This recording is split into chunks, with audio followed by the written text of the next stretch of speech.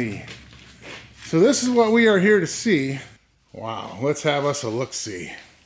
Hello and welcome back to the Inevitable Gym. It is chilly out here. It is Saturday night and I thought we should get started on the next car. So what we have up next is this 1978 Lincoln Continental. And boy, wait till you see how I found this car. This is the one that I picked up with the Mercury Cougar that we just did. Got it from the same owner. So got to get some snow off it and get it pushed inside. We got to get this thing thawed out so we can take a look at it tomorrow, see what we got. Let's get to work.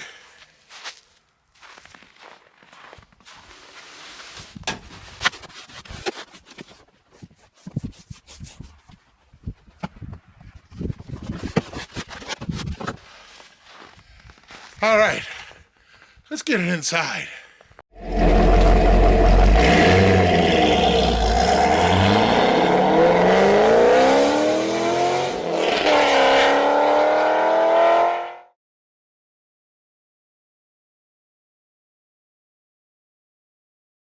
So this is what we are here to see. Yeah.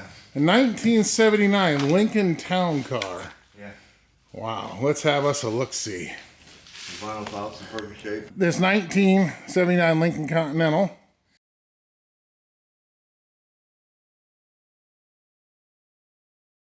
And it has been sitting here for, he guesses, at least 7 or 8 years inside this spot. And it stopped running. His dad brought it in here. And tires are, of course, all split wide open, which is to be expected, cars that sit, but let's have us a peek at this interior. Basically, I know the lighting isn't the greatest in here, but wow. I think we might have to take this one home. What do you guys think?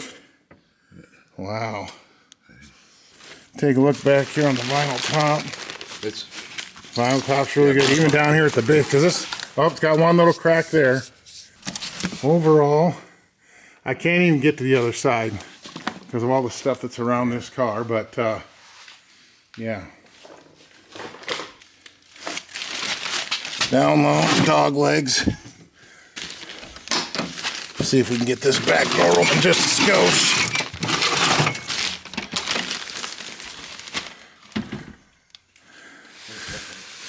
Yeah. We're having to do a bit of excavation to get the old Lincoln out, but it's coming along. We can see the top of her now. And we're getting there. We'll be back soon. Well, that's where it came out of. Woo! That was quite the archaeological dig, yeah, wasn't it? It was, and boy, that steering wheel was stiff. Steve. All right, let's go over and take a look at the car. First time to walk around it here. We can walk all the way around it. Hello. Overall, beautiful car. Looks like the vinyl top's in good shape. Little fade on the paint on the top in some spots. Where all the chrome looks good. This is a beautiful car. Beautiful car. Ooh, I'm out of breath. So we're gonna get this one up on the trailer. We did end up buying both cars. Let's take a look under the hood. Ooh, I am out of breath. Two of us pushing a 6,000 pound car. Take a look at the interior. I don't know how much you're gonna be able to see, it's getting dark. But wow. Wow, wow, wow. Look at that interior. Wow, what a find. It's, what is it? What is it? It is Chile. What do you say we get this up on the trailer? Yes, let's get this. What do you think of this thing? It's beautiful. All right, let's get this one home. I'm cold. Well, it's the next day. We're back and we're out here in the shop with the 78 Lincoln Continental. We got it pushed in last night and it's been thawing out overnight. And I tell you what, I came out and I didn't even realize something, but there's something really, really cool about this car that I just realized. Let me show you what it is before we get to looking this thing over. So one of the coolest things about the 70s Lincolns, some of the Mercurys and some of the Fords, is hideaway headlights. Ever since I was a little kid, I just thought they were the coolest thing. So those of you that know these systems fairly well, as I like to think I do, know that the default position for these is open. So if the system goes bad, the doors are open and the headlights can be used. Well, for that to happen, they release the vacuum, okay? So after they sit a long time, it's not uncommon for them to creep up and be open if the car's sat a while. As you'll notice, if you go back and look at the video just when we picked the car up, they were open. So I picked it up just after Thanksgiving, and now here we are, what, the first week of January. And it was a couple days after that when I unloaded it. It was a little warmer outside because it was cold when we picked it up. And again, it's just one of my things. I wanted to know if the headlight doors work. So I unhooked the vacuum line off the firewall. There's a valve up there where the vacuum goes in. Got a vacuum pump, and I pumped it up, and the doors closed. Now I thought, well, cool, the system works. Plugged it all back in and left it. Now, fast forward to last night when I went to bring the car in. It was cold outside, as you could see in the video, and I was really focused on getting the snow brushed off the car and getting it pushed inside because it was cold, and honestly, I was getting pretty tired. So we got it brushed off, pushed it inside. I didn't think anything about it, went in the house, and I came out today.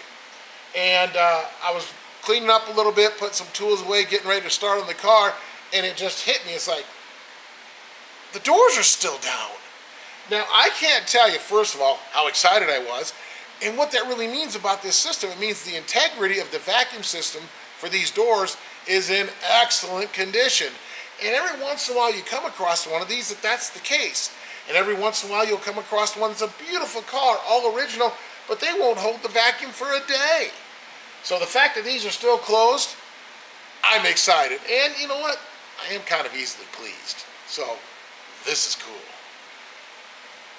Okay, and walking around the car, it looks like, starting off right here, we got a little damage in this turn signal lens. It looks like the wire grill part is good, but the plastic lens is broken. We'll have to get in on that. Sandy has joined us.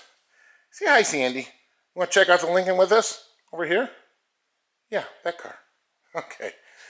Anyway, going along. The paint on this, now down the sides, looks pretty good. The top surfaces, there is some sun baking and such, and I got some ideas on this. We're going to see if we can't get some shine back into this, especially around the grill up here. But overall, the body's not bad. Does have a couple rust spots, but nothing too major. Now, all the glass is good. There's no breaks in the windshield or anything. And all the windows I could find have the original car light stamp in them. The vinyl top is in amazingly good condition. Now, the car was stored inside, and you saw how we found it. This car was literally buried in stuff. Again, more of that top surface paint condition, but we've got some plans with that.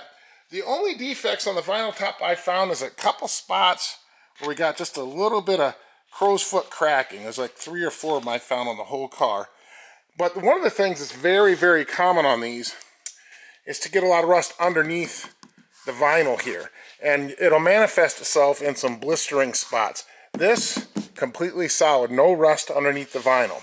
Now, we do have a couple spots of surface rust creeping out here, but I've poked on them pretty hard, and it is that, just surface rust. There's nothing up underneath the trim here. So we're pretty fortunate about that. We're going to cruise on around the backside here. All the lenses appear to be intact back here. So the car was sold brand new in Des Moines, Iowa, and we purchased it about 50 minutes from there. So it's been in the Des Moines area its entire life. It does have the wire wheel covers. We'll cover more of the lower stuff on the car when we pick it up in the air here. But the side of the car, surprisingly straight. I'll get a shot down the side of it here for you. I mean, the car, the body itself is in amazingly straight condition. And I'm really excited about that. So let's have a look at the interior. Okay. The interior of this car is absolutely stunning. Door panels appear to be in excellent condition. And here, same thing with the seats. Again, we've got that excellent headliner. The dash, no cracks. And let's see how many miles does it say we have.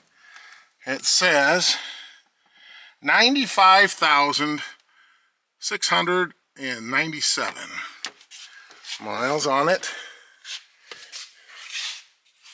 Looking good here. Let's see, we do have an old mobile service station sticker. And let's see what we can have here. See what we got for build date.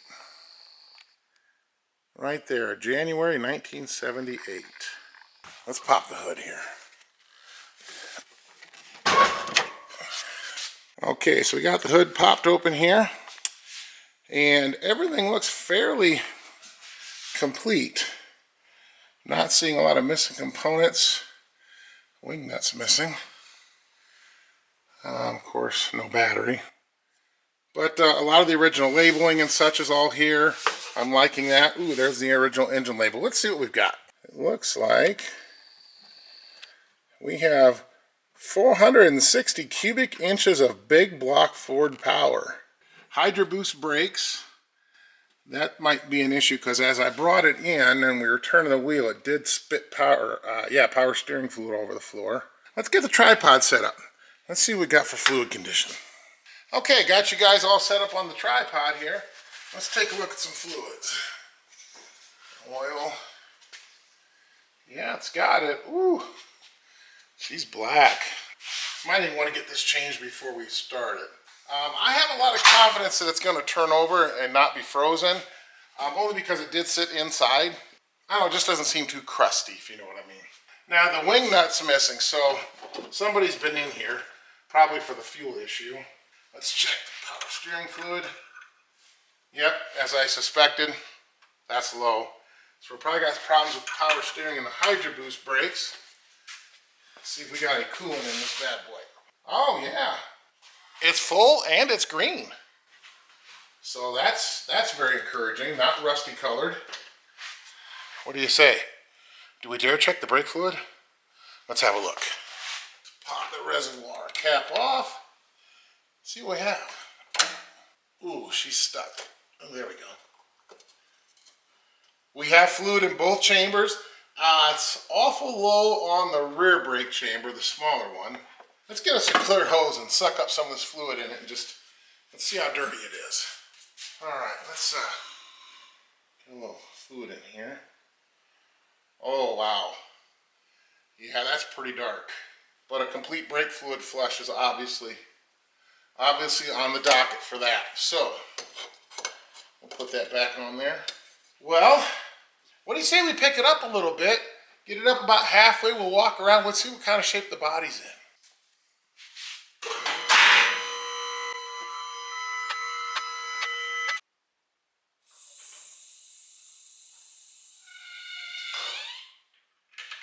Alright, we got her set down on the safety locks. Let's walk around this thing. So let's take a walk around the front end. Now, it has some of the normal paint chips and such, but it doesn't look to be too awful bad. I've definitely seen worse. Just like the Cougar, it has that breakaway spring-loaded grille. Looks like we do have a paint chip right here. A little bit of surface rust, but nothing really major. Going down the side here. Oh, tires, wow. God, I can see the steel belts inside there. That's actually the steel belt. These tires are definitely weather checked. Wire wheel covers, factory Lincoln wire wheel covers.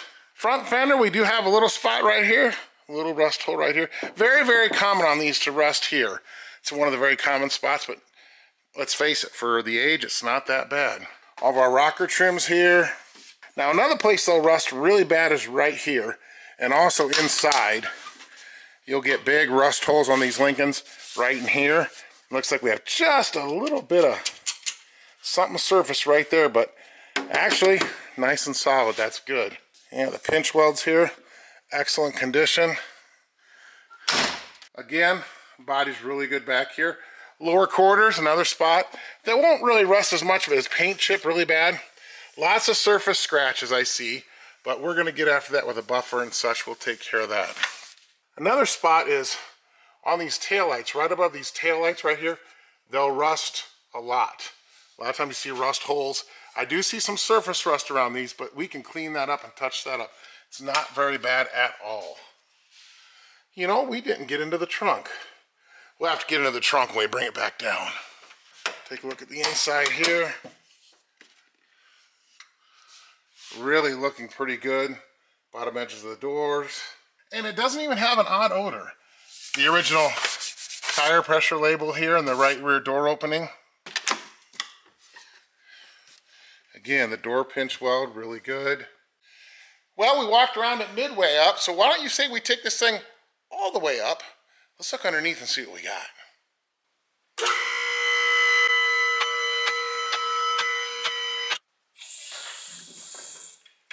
Alrighty, we got it all the way up on our Stratus 4-post lift here. Got it set down on the safety lock so we can safely go underneath the car. So let's see what we got underneath. Well, up underneath the front of the car here, I'm not seeing a lot of super scaly rust, which is nice. Which honestly, these do tend to fare better than the rear sections of these cars. And I'll explain some more of that as we get back there. Somebody's taking some time. They did care about this car. It has the, this is something you don't see every day. A lot of times the old timers, they would take and put wire mesh in front of the radiators so that they catch all the bugs and then clean it out easier. So it wouldn't plug up the radiator. We have an AC Delco oil filter. Now, as I did mention, it was leaking power steering, and it looks like it's coming right out of the power steering gear there. That's definitely going to need some attention because that is also part of the Hydro Boost brakes. Transmission pan's a little damp and wet. Of course, we're going to be doing a transmission service. Moving back here a little further, this is just a little bit of flakiness. It's just like, this is like the original paint or undercoating flaking off. This is very much surface rust and extremely solid floors. I am absolutely thrilled with how solid the floors are in this car. On this side, the same thing. Excellent floor pans. Let's move on back. It looks like it has backfired once. We have the ballooned muffler that is very common on a lot of carbureted cars. The exhaust system itself does look fairly new. Well, at least low mileage. 4 9-inch rear end. Again, not too bad back here. Not a lot of what you would expect to see as far as scaly rust. Wow, the original undercoating, I don't know if you can see that. Over top the screws or bolt heads for the wheel cylinders means original wheel cylinders more than likely.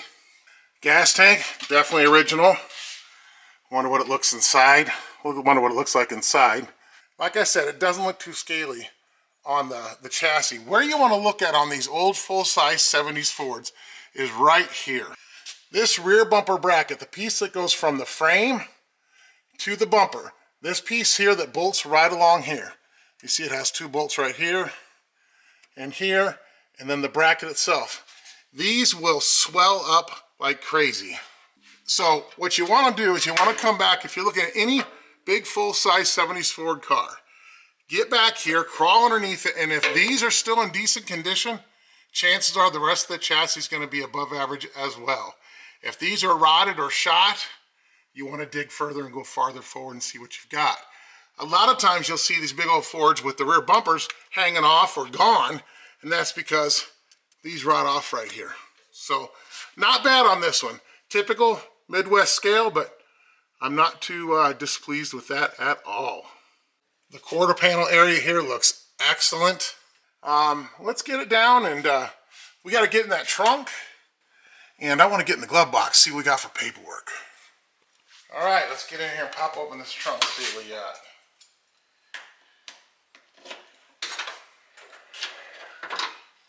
Okay, well, we have a small mouse house.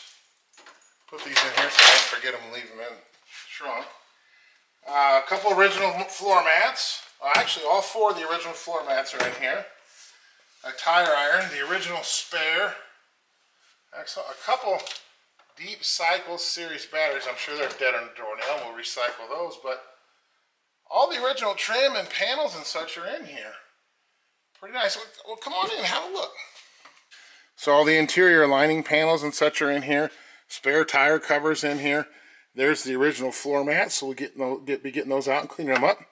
We do have remnants of a mouse house there. A couple tire irons, plastic lid, a couple old deep cycle batteries, so I'm actually pretty pleased that those were sitting on that plastic lid. Probably saved it from corroding things out. A little mouse house going on down here. But the original jacking instructions are there. Original stamping on the body panels there. And down here. Let's get in that glove box, see what we got. All right, let's get into the glove box here. See what we got. Got some paperwork. Looks like some receipts, some notes and such, and some old glass tube fuses. Let's get them over on the table and see what we got. Okay, so I went through some of the paperwork that I found in the glove box. The owner's manual was for a 79 Continental. They must have bought it just to have close. 78s and 79s are very similar. This is a 77 Lincoln showroom manual or showroom brochure. Very interesting, okay. Exterior wise, the bodies and such for the 77s, 8s, and 9s are the same because that's when the grill changed and everything when they went to this taller grill. But the 77s are cooler because they have something called, like I call it a thermometer speedometer, where it just has the bar that goes across, and then in 78 is when the actual silver gauge cluster started. So the 77s had this bar type speedometer, which is really cool. Exterior wise, they're very, very similar. So, I mean, you can't really tell them apart unless you know, but kind of cool. Here's what's really interesting. I found just 3 repair receipts, but they go back to the owner prior to the gentleman I bought it from. And I'm getting a little more of the story here. This car didn't get driven much. This guy bought it and basically parked it, okay? I have a receipt here for an entire exhaust system from the manifolds back, dated in June of 2010. And the car had 95,404 miles. It has 95,697 now. That's right. Doesn't even have 300 miles on a complete exhaust system. And we saw underneath how that looked nice and clean. I have here a receipt when the car had 95,600 miles, so just 97 miles ago, again from the prior owner. Thermostat conversion kit for the choke and everything to get that operated right, operating correctly. This one is really cool. So in May of 2010, it had a complete tune-up, new fuel pump, battery cable, clamps, so on and so forth, cleaned out fuel. The mileage was 95,399. So it literally has 298 miles on that fuel pump and plugs and everything. So I'm not sure about that bad fuel pump. Could this thing just be out of gas? I don't know if the engine turns over. I honestly think it does. It ran as recent as 97 miles ago in December of 2011. So I'm halfway thinking the way this guy kind of collected things, I think he bought this car and parked it. So, yeah, interesting. Okay, so just taking a look here, right here is the brand new choke thermostat that paperwork said was put on just a couple 100 miles ago, obviously 15 years. So that checks out. Here is the brand new battery cable, so that checks out. Let's take a look and see if that fuel pump looks like it's been replaced. All right, so I just took a look down here. It's really tight. You thought it was tight on the Cougar. Woo! I took a look down here, and that fuel pump is new. Now, new means new. New doesn't mean good. So I think what I'm going to do, I'm feeling optimistic about the engine. I just want to see if it cranks over. I'm going to grab a battery, drop a battery in here, and just bump the key and see if it turns over. I did disconnect that fuel line. The clamp was already off on the carburetor. I slid it off just in case on cranking it tries to pump anything. We obviously don't want that. So let's see if it turns over. I'm here to tell you, any battery manufacturer that doesn't put handles on their batteries needs to go out of business. I don't see no smoke. Let's see if it bumps over. Keep an eye out. Let me know if it turns over. Contact.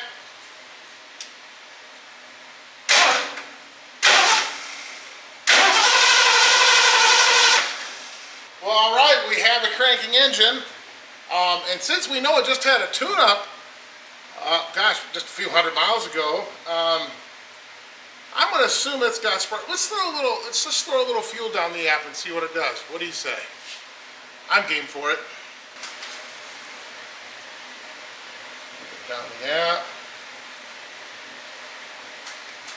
Put it in the full hole. Let's see what happens.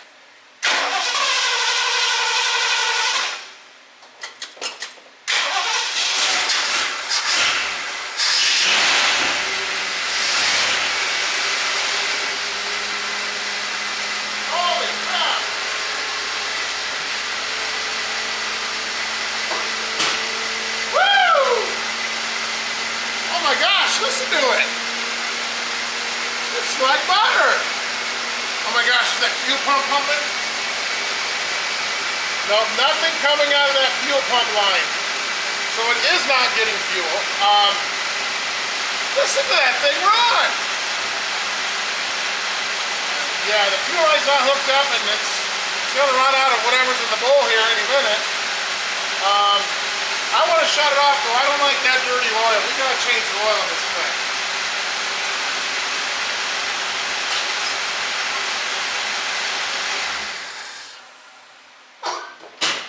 Alrighty. My goodness. Yeah. Okay. Good.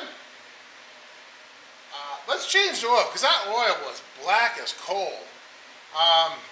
Yeah, let's do that. Get this drain plug out.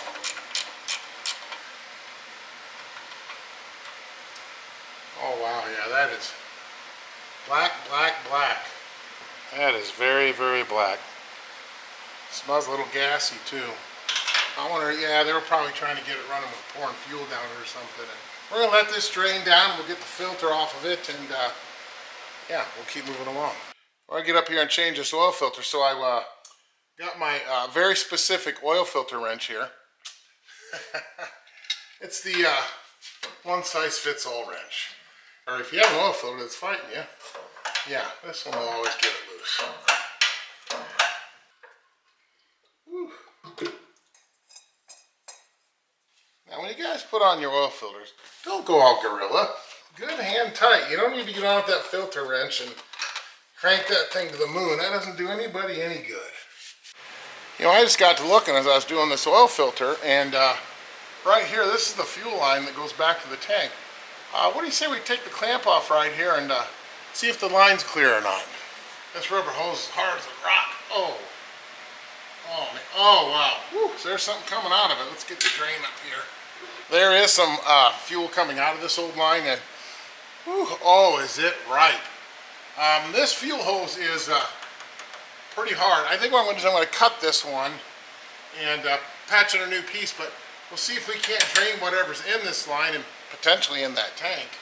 And yeah, oh God, does it stink.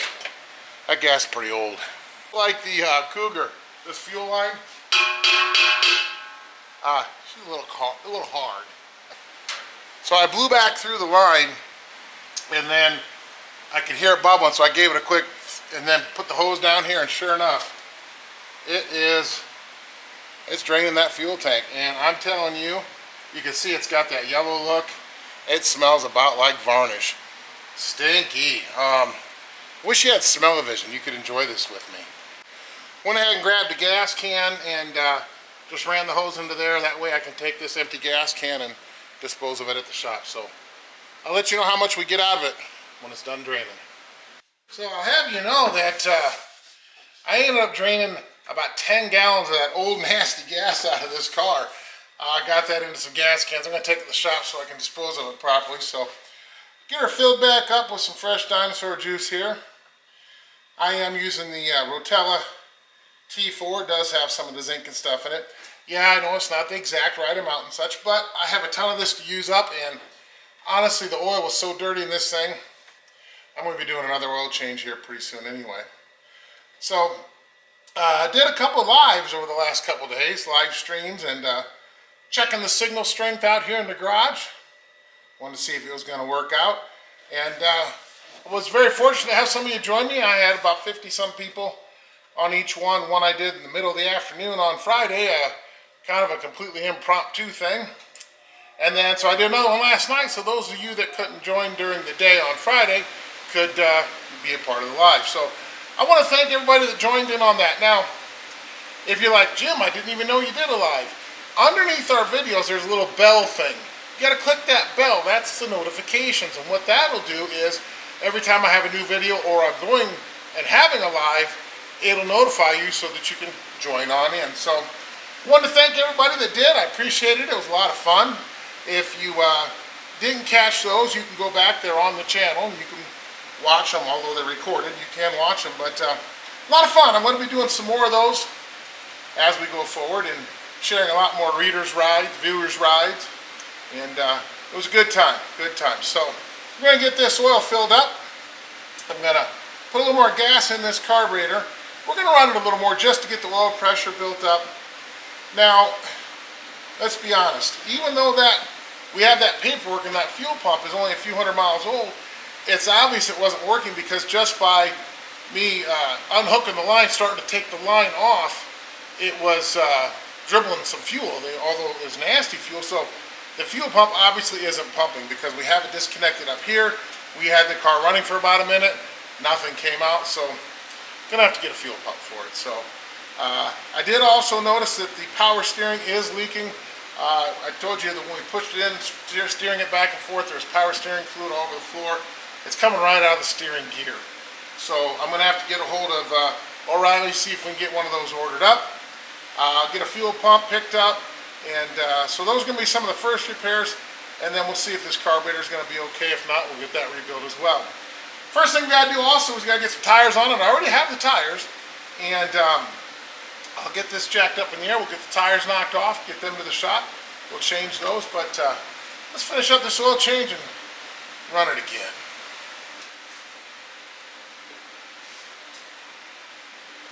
Just a little bit right down for good measure.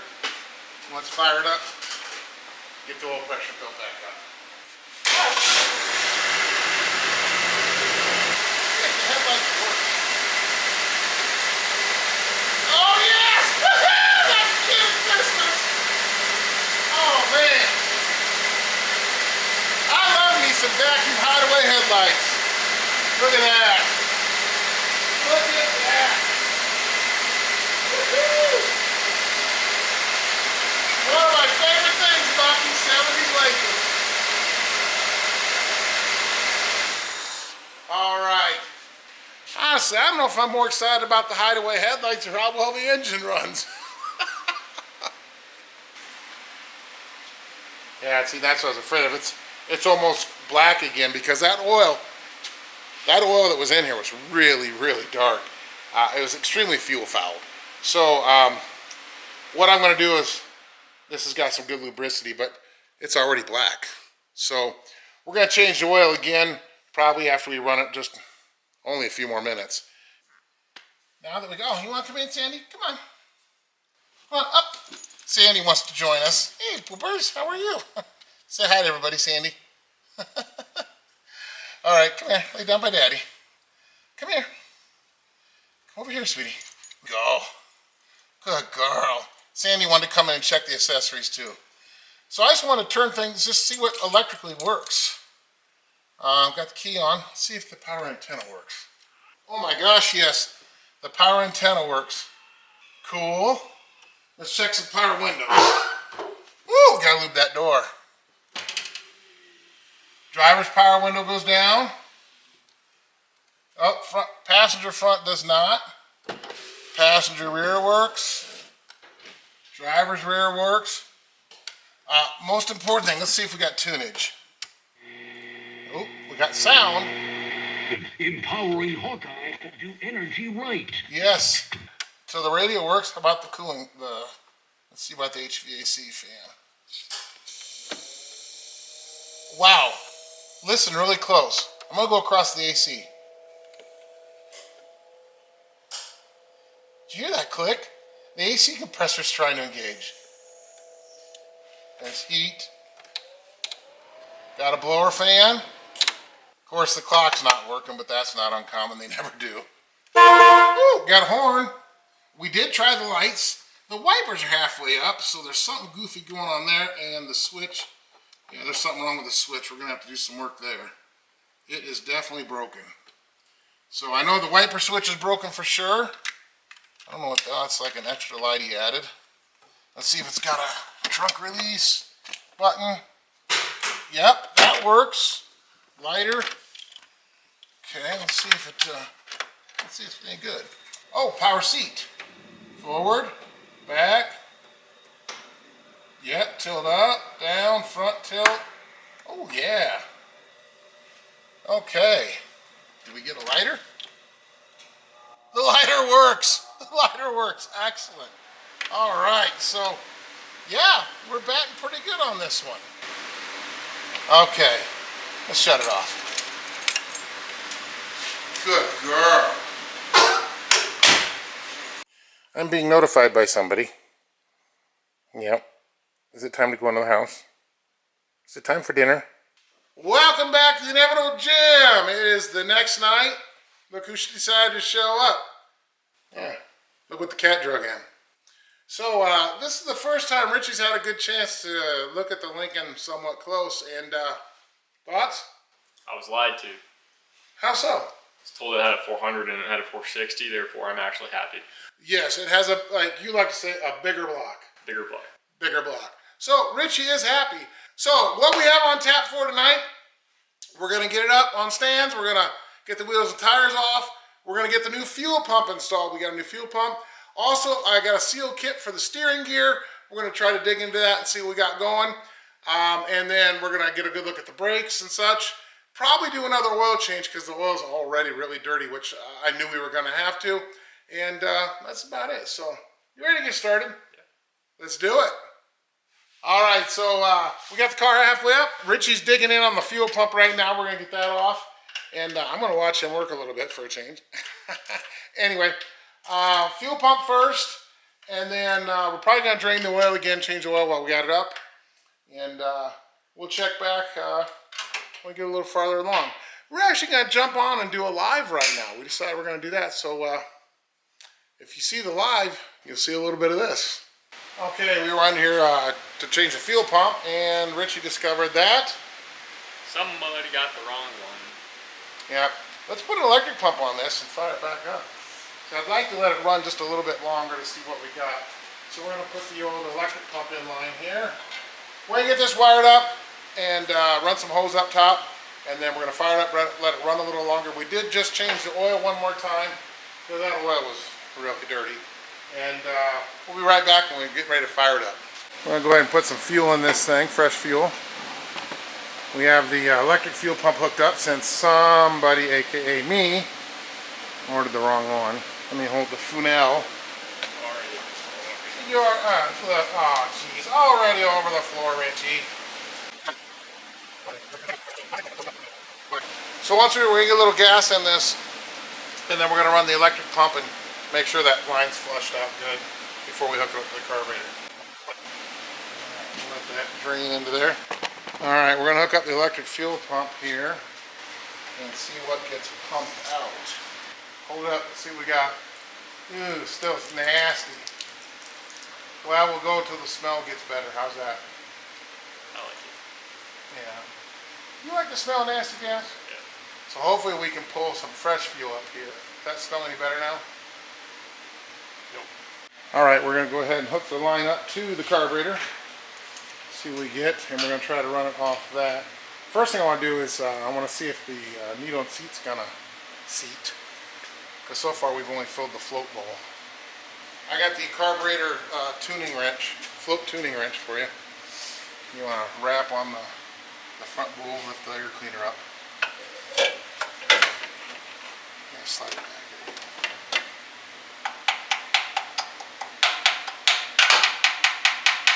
Okay, shall we hit it with some juice? Okay. Hear it filling.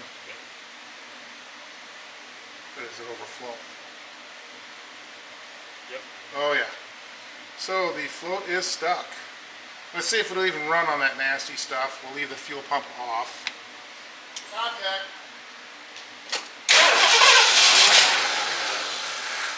Now we flooded.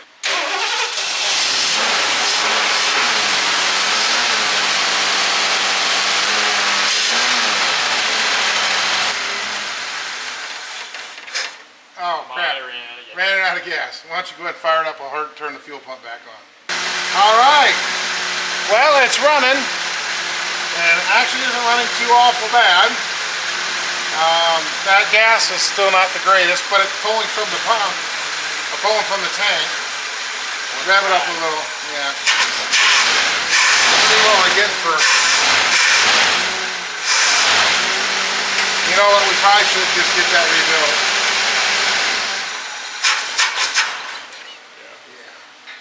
Go ahead and turn the key off. Well, Richie, it pulls fuel from the tank. Yeah. The float kept sticking on it, and the carburetor's pretty goobered. I think we're just gonna have to pull that carburetor off. We'll get it over to Brian, let him go through it and get it set up. But we know it runs, pulling fuel from the tank. That's what we wanted to determine tonight. Unfortunately, I got the wrong mechanical fuel pump, so we had to do an electric one. But I'll get the right fuel pump coming. But in the meantime, let's see if we can get that pitman arm off, because that steering gear is leaking. And we'll see if we can change that seal. And then we'll get the wheels and tires off of it and the carburetor off of it tonight. And that's probably where we'll wrap up tonight. So let's get to work. Okay, so we're underneath the car here now. Well, the power steering fluid is leaking pretty profusely from the bottom of the steering gear. Now we've gotten the nut knocked off here real quick. And we're going to get the the puller on here to try to pull this pitman arm off. And hopefully we'll get lucky and it'll cooperate and come off. Otherwise, we have to pull the gear all the way out of the car, and is that any fun, Richie? No. No, it's not. Okay, Richie, let's see if we get lucky on this pitman arm. Those things are sometimes a bear. Now, the good news is it's been leaking, so hopefully it's acted like penetrating fluid. They're tapered, so they're going to be tight. You got an eye on that? Yeah, I'm watching it, yeah. Is it getting pretty tight? Yeah. Okay. Let's get up in there with an air hammer and rattle the side of that pitman arm and see if it pops off. We'll get an air hammer. Be right back.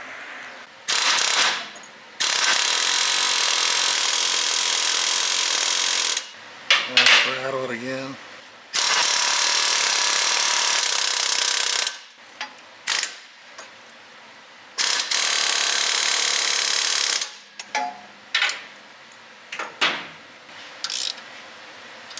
Is it coming? I think so. The puller slipping. Oh, it broke. Broke the center thing on the puller. Okay. Well, we were trying to get the pivot arm off the steering gear so we could change that seal, and we broke that puller. So I've got a bigger one at the shop. I'll bring that home, and we'll have to give it another whirl another evening. But that pivot arm's on there pretty good. So we're going to switch over. We're going to get this up on stands, and we're going to get these wheels and tires off. Then we're going to move up, and we're going to get this carburetor off so that we can get it over to Brian at Automotive Fuel Systems and get it completely rebuilt and gone through. So stay tuned. Jim wants me to talk more in the video, so here's my segment of teaching. These hubcaps, real nice, real nice. Kind of cheap though, so don't go on yanking on the spokes. That's how you break them, bend them, make your ride look like trash. You throw a pry bar going behind, and then you pop them off. This is true Walmart tire tech type training. Expertise. All right, let's get these hubcaps popped off. Don't let it kick your ass, Richie.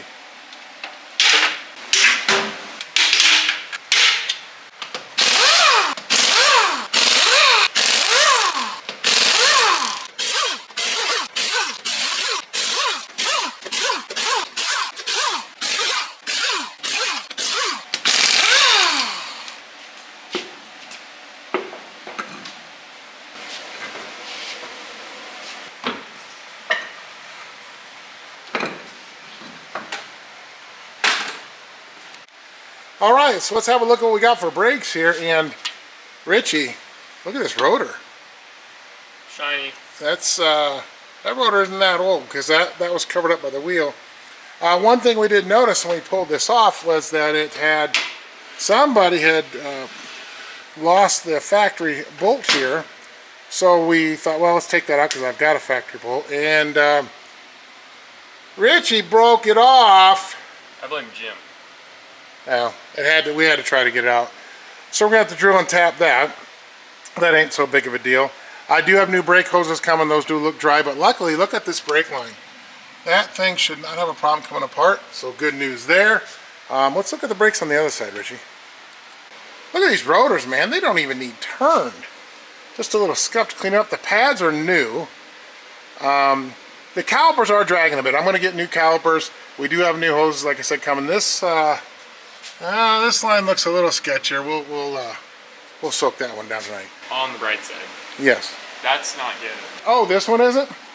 Oh, we have the factory one there for the caliper slide. Excellent. So what do you think the chances are we're going to get those rear drums off easy? 50. Okay, let's go try. Is it loose? Oh! A little bit. Like butter. Wheel seal. Oh. Or, Well, wheel cylinder. Yep. Yeah, look at the wheel cylinder there. It's actually pouring right out. And the shoe has come apart. See this? That was the drum. The drum? How's the drum look? Newer hardware too. Oh. Yeah, the shoes are coming apart. Yeah, but it's got newer hardware. That adjuster looks new too. Okay. Yeah, obviously new wheel cylinders. I do have them coming. So let's see if we get lucky on the others. Look at this axle flange. Boy, this thing does not have a ton of rust in the hub area.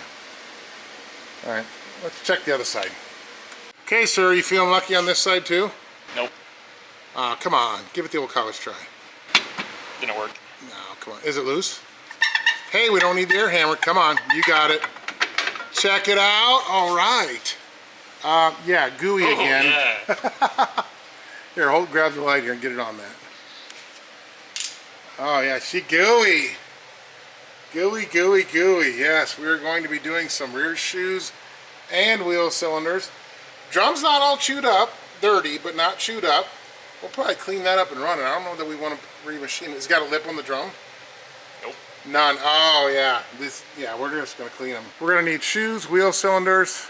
Got the wheel cylinders already on the way, but shoes we'll get locally, so not a big deal. All right, we got brake work to do, Richie. So when are you coming over to do the brakes? That's not performance parts.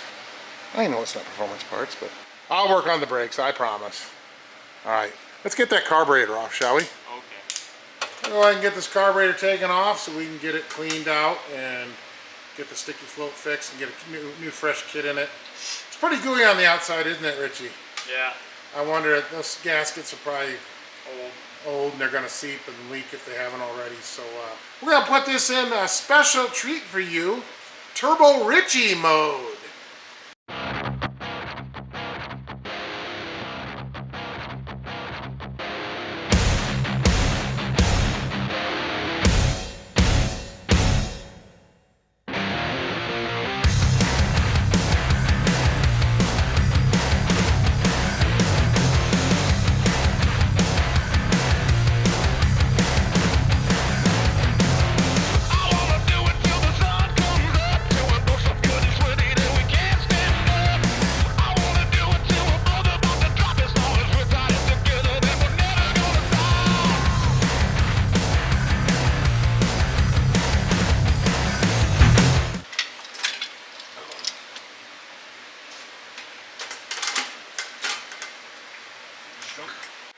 Okay, it's the next night.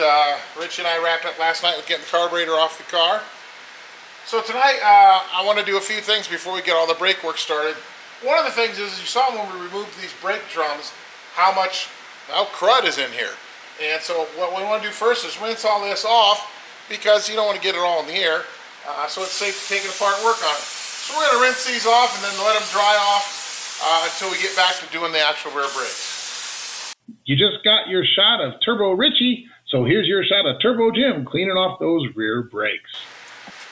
Now what this is doing is it's actually getting all that brake dust and such off of here, and then it collects it into whatever drain pan or something you have underneath there. So it just makes the job a lot cleaner. Let's take a look up front. Okay, now if you remember when last night when we took the wheels and tires off, of the right front brake here, we discovered that somebody did exactly what I mentioned in the Cougar video not to do.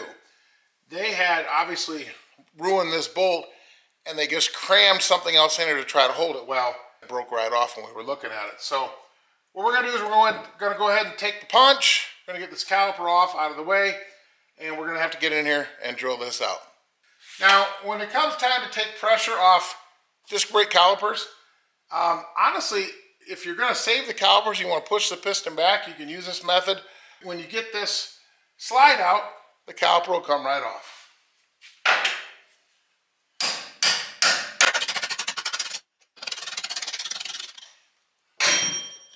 There we go. And now since we've taken some of the pressure off of those pads, we can get this caliper to come up off the rotor. There we go. Let's get that laid off to the side there. Let's take out our inner pad, which looks great. And let's get in there and see what we can do for this. Now, luckily, this goes all the way through. So if you do have to ever drill it out, you can drill it all the way out and usually be able to tap new threads in to get another bolt in. We're going to go ahead and let you be in on this. So we're going to get a punch as close as we can to the center. Make a nice center punch mark. So let's get a drill and get to work.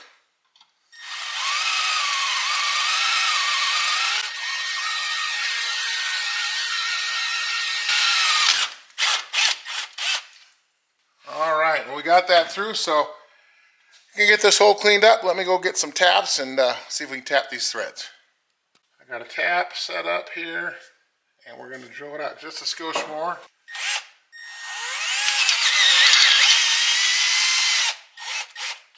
Looky there.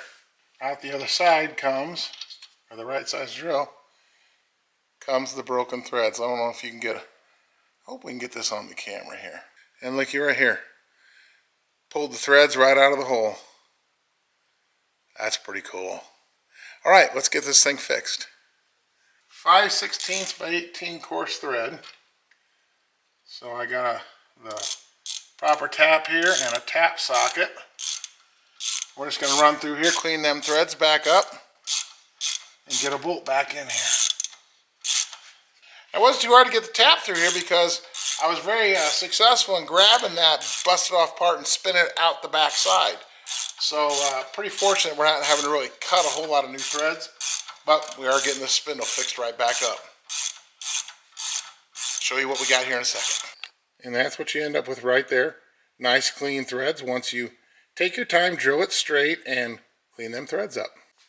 Now the new calipers I got came with new hardware, which includes the bolt that goes in to hold the caliper slide. So we'll take it up here, check it, and sure enough, threads right in. So if it all goes wrong, don't get frustrated, just take your time. You can always fix what breaks. And I wanted to let you know that we are going to have our very first members only live event coming up. It's going to be this Saturday at 11 a.m. So if you're not a member yet, you can still join and just hit the join button below the video. Come on aboard, because I'm going to do some content in that live that I'm only going to do once, ever. It's a charter member only live. So charter members, the first handful of members, you're going to get to see something I'm not going to show anybody else ever again. And it's only going to be up for a short period of time. So even those members that join later will never be able to go back and watch it because I'll remove it. So hey, if you want to get in on that, go ahead. Well, that's going to start wrapping it up for part one of the 78 Lincoln Continental.